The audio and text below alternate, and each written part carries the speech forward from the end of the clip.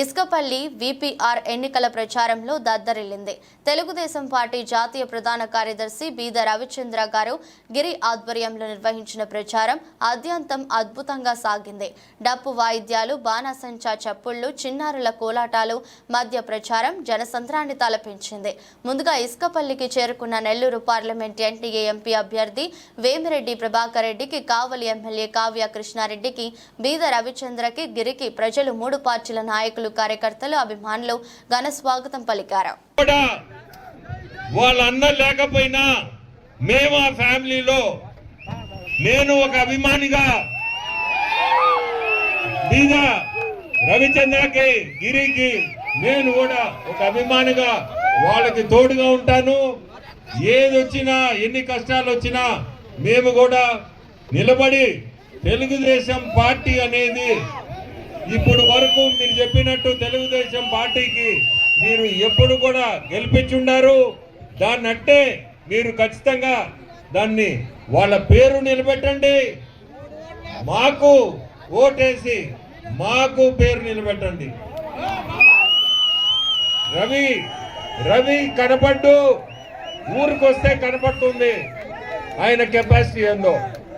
నేనేమనుకున్నానంటే ఇసుకపల్లిలో చాలా సమస్యలు ఉన్నాయని. ఆ సమస్యలు ఏమీ కనపట్టాలా? నాకు సమస్యలు అసలు కనపడటం లేదు. మన ఇసుకపల్లి అనిపిస్తుంది. అది రవి అడ్డగా అనిపిస్తుంది.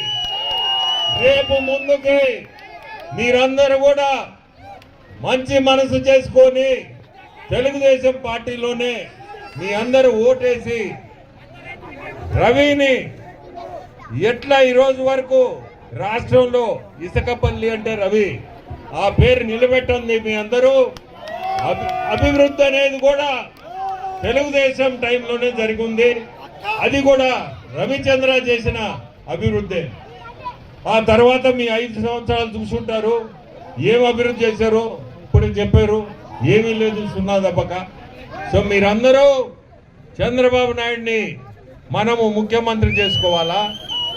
మనము చంద్రబాబు నాయుడు ముఖ్యమంత్రి చేసుకుంటే అభివృద్ధి ఖచ్చితంగా ఉంటది. మీ ఇసుకపల్లి రోడ్డు కానీ ఇవన్నీ చూస్తుంటే పరిస్థితులు దారుణంగా ఉన్నాయి. ఇక్కడ నీళ్లు లేవంటున్నారు. ఇటువంటి సమస్యలన్నీ కూడా మనము తెలుగుదేశం గవర్నమెంట్ అనేది అవసరం, మనకు అవసరం. కాబట్టి ఖచ్చితంగా మీరు సైకిల్ గుర్తుకేసి కృష్ణారెడ్డి గారిని ఎమ్మెల్యేగా, కావలి ఎమ్మెల్యేగా గెలిపించండి. అంటే నన్ను ఎంపీగా గెలిపించండి. మీకు అభివృద్ధి ఖచ్చితంగా ఉంటుంది ముందుకి. ఈ 5 సంవత్సరాలు ఇసుకపల్లి కానీ రాష్ట్రమే వెనక్కిపోయి ఉంది. ముందుకు పోవాల్సింది వెనక్కిపోయి ఉన్నాం. నిన్న మీరందరూ నరేంద్ర మోడీ గారి మీటింగ్ లో ఆయన మాట్లాడిన మాటలు విన్నారో లేదో కానీ మన ఆంధ్రప్రదేశ్ గురించి చాలా గొప్పగా మాట్లాడాడు.